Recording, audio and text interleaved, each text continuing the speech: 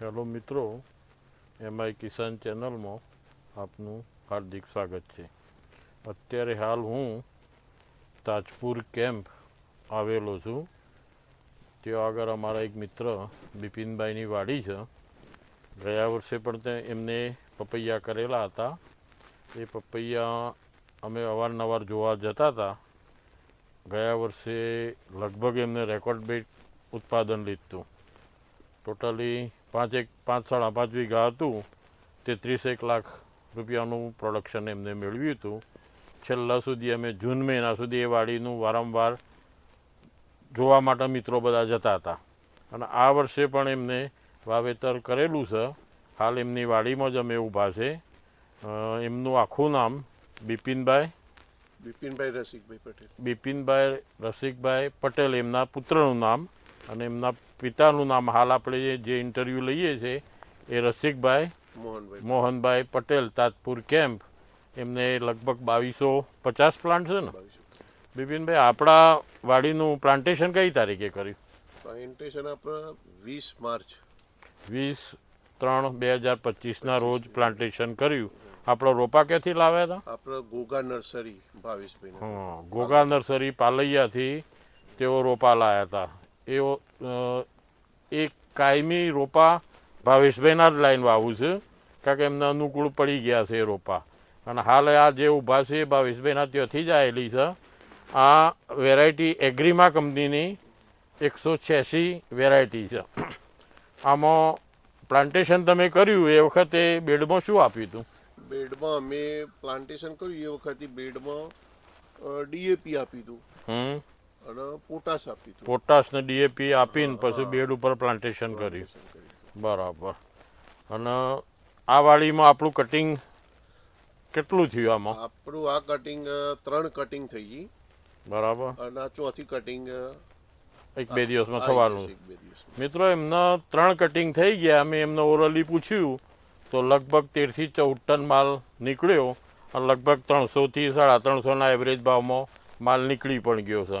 આજે લગભગ આજે અથવા કાલે વેપારી આવે, કટિંગ કાજ થશે. બિપિનભાઈ, આપણે ગયા વર્ષે જે ખાડો કર્યો હતો તમે, એ ખાડો આ વર્ષે ચાલુ જ છે? આ વર્ષે ચાલુ છે ખાડાનો.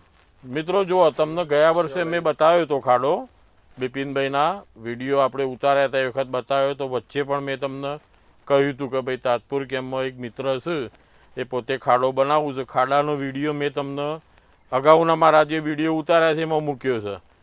એ વિડીયોમાં જે બતાવેલ છે એ જ પ્રમાણે આ વર્ષે એમને નવો ખાતરને બધું ઉમેરીને અને એ ખાતરનું લિક્વિડ આમાં વારંવાર એ ચડાવવું છે. તમારે કેટલું અઠવાડિયામાં એક વખત ચડતું હશે? અઠવાડિયામાં 1 કે 2 વખત 3 થી 4 બેરલ જેવા ચડાવવાનું ચાલુ જ છે. આ વાડી એકલી ઓર્ગેનિક નથી, સાથે સાથે કેમિકલ ખાતર પણ વપરાય છે અને કમ્પોસ્ટ ખાતર પણ ભરેલું છે. આપણે જ્યારે વાવડી કરીએ કે છાણિયું ખાતર કેટલું ભર્યું હતું? છાણિયું ખાતર આપણે વીઘા 5 ફેરા પડી ગયો. અને કેટલા વીઘા છે? આ 3.5 વીઘા છે. 3.5 વીઘા. પપૈયા વાવતા પહેલો 3.5 વીઘામાં વીઘા દીઠ પોટટોલી છાણિયું ભરીને પછી પ્લાન્ટેશન કર્યું. એટલે આપણે તમને ઘણી વખત મિત્રો વિડીયોમાં કહીએ છીએ કે તમે એકલું રાસાયણિક ઉપર પપૈયું કોઈ દાર ઉત્પાદન ના મળે. ઓર્ગેનિક મેટર તમારે એમાં ઉમેરવી જ પડે તો જ કાર્બન મળે. તમે અત્યારે હાલ જોઈ શકો છો એમને દરેક છોડ ઉપર પ્લાન્ટેશન કર્યા પછી ફ્રૂટિંગ કેટલાથી લાગ્યું જુઓ તમે. નીચેના ભાગથી જ ફ્રૂટિંગ છે એમના, અને ઉપરનું એ ફ્લાવરિંગ તમે જોઈ શકો છો. હવે ઘણા લોકો એમ કહે છે કે 186 વેરાયટી વવાય જ ના. બિપિનભાઈ, આપણે તો બીજું વર્ષ થયું ને? બીજું વર્ષ આપણે. એમને ગયા વર્ષે 186 વેરાયટી વાવી હતી અને આ વર્ષે 186 આ વેરાયટી વાવી. એમનો વીઘો 6 થી 7 લાખ રૂપિયાનું ઉત્પાદન મળી રહે છે. એટલે એવું નથી કે 186માં ઉત્પાદન મળતું નથી. તમે છત્રી પણ જોઈ શકો છો, કોઈ વાયરસ નથી, બિલકુલ ખુલ્લી છત્રી. તમને જો આગળ હું બતાવું એમનું ફ્રૂટિંગ કેટલાથી લાગ્યું છે તમે જુઓ ખાસ. હવે આ વર્ષનો વધુ વરસાદ હોવા છતાં ફ્લાવરિંગ છેક નીચેથી જ જામ્યું છે એમને જુઓ તમે. એટલે પપૈયાના પોષક તત્વો જો પહેલેથી જ સંપૂર્ણ મળતા રહી તો ફ્લાવરિંગ 100% ટકા તમારું. કેમ બિપિનભાઈ? બરાબર છે. જો તમારો છોડ ખોરાકમાં મંદો પડશે ને તો ફ્લાવરિંગ ટેક્શન હાજરી જશે. એટલે તમે ઓર્ગેનિક મેટર છાણિયું અવશ્ય પહેલું નાખીને પછી જ પ્લાન્ટેશન કરવું. આ રીતે તમે પ્લાન્ટેશન કરો તો જ તમને પપૈયામાં વળતર મળી શકે. હવે અમુક મારા મિત્રો છે ને બિપિનભાઈ, અમે કહીએ ને કે અમારા ભાઈ તાજપુર કેમ્પમાં બિપિનભાઈ ગઈ સાલ આટલું ઉત્પાદન લેતું, એટલે આપણા ખેડૂતો ઓટલા બેસવાવાળા કેવું કરે, હસી મજાક કરે. આટલું તો વળી 6-7 લાખનું ઉત્પાદન થતું હોય.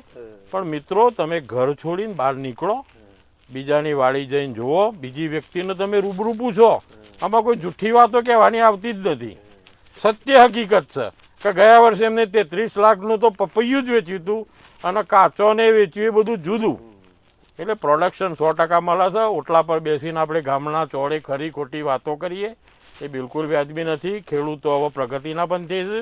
દિવસે દિવસે કોઈ પણ ક્રોપ હોય, ઉત્પાદન કઈ રીતે વધે છે એ કિમિયો દરેક ખેડૂત ખોરતો રહે છે અને અપનાવતો રહે છે. કારણ આપણે બધા કેવા છે દરેક ગામડામાં કે ભાઈ આ તો વળી ઉત્પાદન થતું એ, પપૈયું તો વવાતું એ, વાવાઝોડું આવત પડી જાય. અરે કુદરતી જોખમો તો બધા જ હોય. જો ભગવાનને રોજી અને આપણને વળતર આપવું હોય તો આપણી મહેનતના પ્રમાણમાં વળતર મળે જ જવાનું છે, એવું નથી. આ તમે જોઈ શકો છો આ વાડીનું કેમેરા બેન બતાવો, જો એમનું ફ્રૂટિંગ નીચે બેસીને બતાવો. જો તમે ફ્રૂટિંગ એક એક છોડ પર ક્યાંય ખાલી નથી. ટૂંકમાં સંપૂર્ણ પોષક તત્વો પહેલથી મળતા રહી તો ફ્રૂટિંગની કોઈ તકલીફ રહેતી નથી. તમને બીજો આ વિડીયોમાં તમને બીજો એક હું બતાવું છું કે એમને ગઈ સાલ જે ખાડામાં ખાતર હતું ને, એ ખાતર કેટલી ટોલી હતું બિપિનભાઈ, રસિકભાઈ? 13 ટોલી જે નાખી હતી ને, એ ઉનાળામાં પાણી બંધ કર્યું એટલે ખાતર કાઢી નાખ્યું બહાર. હવે એ ખાતરની એમને બેગો ભરી દીધી છે. બેગો ભરેલી છે, હું તમને બતાવું છું. હવે એ ખાતર પણ પાછું બટાકામાં પપૈયામાં ઉપયોગમાં આવી જાય છે.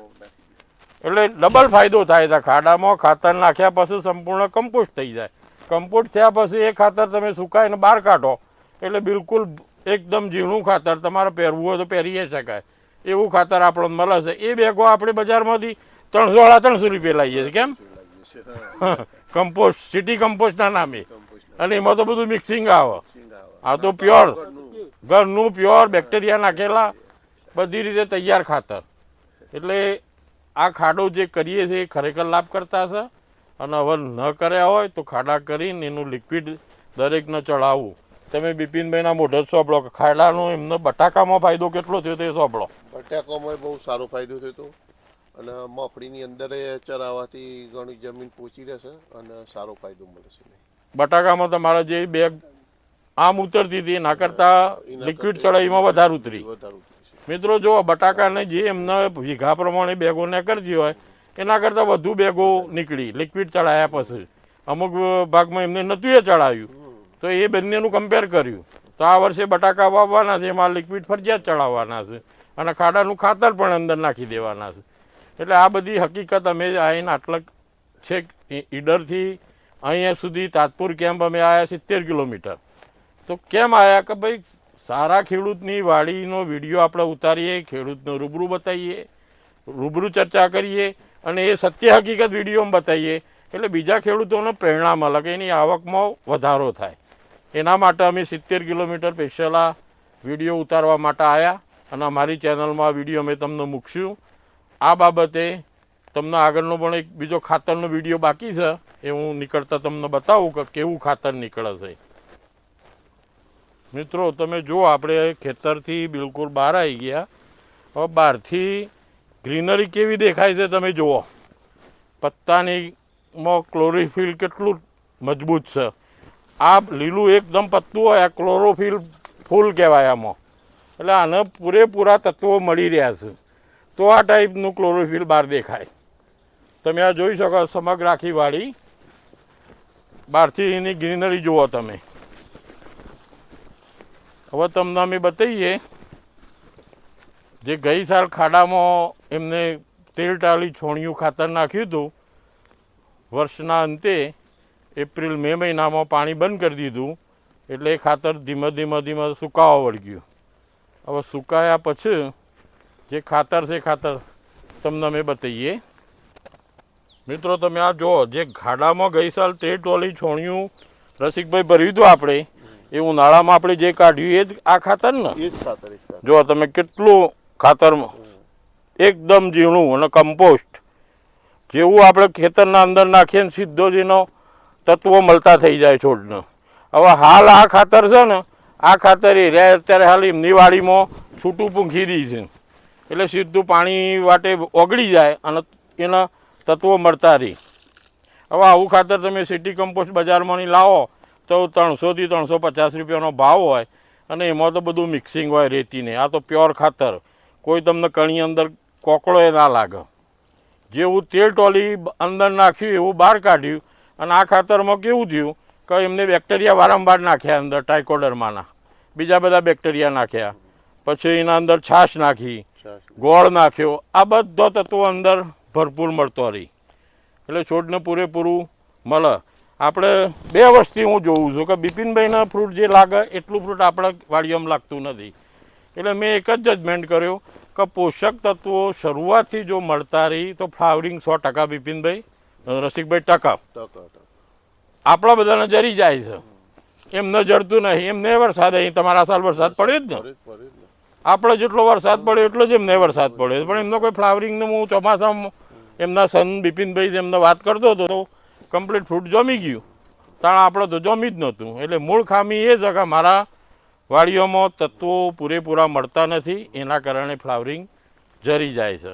એટલે મિત્રો ખાસ એક વિચારવાનું છે કે આપણા વાવતા પહેલાં એમાં સંપૂર્ણ કમ્પોસ્ટ ખાતર ભરવું, આ રીતે ખાડો બનાવવો, એનું લિક્વિડ આપણે વારંવાર ચડાવવું, તો જેવી રસિકભાઈની વાડી છે એવી જ વાડી આપણી બનશે. અને જેવું એમને ઉત્પાદન મળે છે કાજ 5-5.5 વીઘામાં ગયા વર્ષે તે 30 લાખનું ઉત્પાદન લીધું, એમાંથી ખર્ચો કેટલો રસિકભાઈ આપણે પડ્યો છે? લગભગ પડી ગયા 2-2.5 લાખ, 2.5 થી 3 લાખ ગણી ગયા આપણે તો 30 લાખ રૂપિયા બચ્યા. 5.5 લાખમાં 5.5 વીઘામાંથી 30 લાખ રૂપિયાની બચત કોઈ પાકમાં ના થાય. એ પપૈયું તમને આટલો નફો હાલે, બીજો પાક ના પી શકે. એટલે મિત્રો અમે જે તમને આ વાડી બતાવીએ છીએ એમાં અમારી જોડે રસિક કાકા રૂબરૂ જ હાજર છે. એમાં ખોટી કોઈ એમના અગાઉથી વાતો કરી હોય અને એ વાતો એ હુએ નથી. કેમ રસિકભાઈ? જે સત્ય હકીકત છે એ જ કહેવામાં આવે છે. કારણ કે ઘણા વિડીયોમાં આવી વાતો આવું છે કે ભાઈ એને વાયો અહીં રીંગણ દૂધી, તો ઓકળા બહુ ઊંચા બતાવું. આપણા પાસે એ નથી, આપણે સત્ય હકીકત છે એ જ તમને બતાવીએ છીએ કે આટલું એ વીઘા દીઠ 6 થી 7 લાખ રૂપિયાનું પ્રોડક્શન મેળવ્યું છે અને એની સત્ય હકીકત છે. અમે સ્થળ ઉપર હાજર જ છે, પાર્ટીને બોલાવીને એની વાડીમાં અને એમની રૂબરૂમાં જ આપણે વિડીયો ઉતારીએ છીએ. આ વાડી અમે વારંવાર જોવા આવીએ જ છીએ, અમે એકલા તો કાયમી આવીએ જ જોવા, પણ આ વિડીયો મારફતે બીજા ખેડૂતો જોવું. મિત્રો બીજી એક અગત્યની વાત કહેવાની આપનો વિડીયોમાં રહી જાય. જો આજ સુધી આપણે તમને જે વિડીયો બતાવે બીજી નર્સરીમાંથી રોપા આવેલા, હવે આ રોપા જે છે એ ગોગા નર્સરી દહેગામ ભાવેશભાઈના ત્યાંથી આવેલા છે. અને આ વર્ષે અમે તાઇવાનના રોપા ભાવેશભાઈથી લાઈને કરેલા જ છે. હવે બીજી નર્સરીના જે રોપા છે એ અને ભાવેશભાઈના રોપામાં શું ડિફરન્ટ પડે છે એ હું આગળના હવે ભાવેશભાઈના રોપા જ્યાં નરસિંહપુરા ગામમાં આપેલા છે, બાજુમાં લાલપુર ગામમાં. મિત્રો આ બધી હકીકત તમને અમે બતાવી. હવે અમારી ચેનલને તમે જોતા રહેજો, સબસ્ક્રાઈબ કરતા રહેજો, લાઈક આપતા રહેજો. કોઈ પપૈયા બાબતે કોમેન્ટ હોય તો તમે અમને પૂછી શકો છો. અને તમને રસિકભાઈનો પણ નંબર બોલું છું હું મોઢેથી, તો કોઈ મિત્રને નોંધવું હોય તો નોંધી દેજો. તમારા કોઈ વાડી કોઈ જોવી હોય તો એમને ફોન કરીને તમે જોવા માટે આવી શકો છો. રસિક કાકા આપણો મોબાઈલ નંબર જરા બોલો ને. 94 29 20 67 12